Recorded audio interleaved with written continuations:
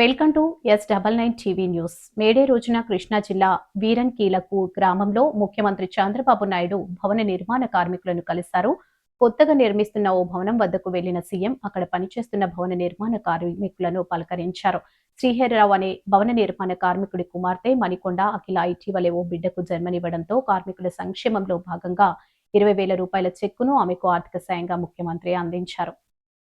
మా అమ్మాయికి మ్యారేజ్ అయిపోయింది సార్. ఇప్పుడు మెటర్నరీ బెనిఫిట్ కోసం వచ్చాను సార్. నేను 2014 నుంచి 18 వరకు వచ్చినాయి. తర్వాత గవర్నమెంట్లో మనకు బెనిఫిట్స్ ఏం రాలేదు సార్. మెటర్నరీ బెనిఫిట్ మా అమ్మాయి అండి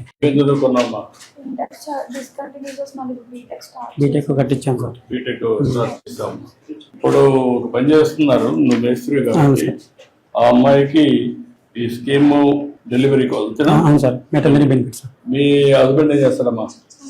ట్రాన్స్పోర్ట్ బిజినెస్ చేస్తారు. గ్యాస్ బండ్లు వెళ్తూ ఉంటారు సార్. ఇప్పుడు 20,000 రూపాయలు ఇంట్రడ్యూస్ చేసామ్మా అందరికి. Okay sir. మీరు అన్న పని చేస్తారు కాబట్టి నీకు 20,000 వస్తుంది. ఆయన ఒకటి చిన్నోళ్ళు అయితే భార్య కూడా వస్తుంది.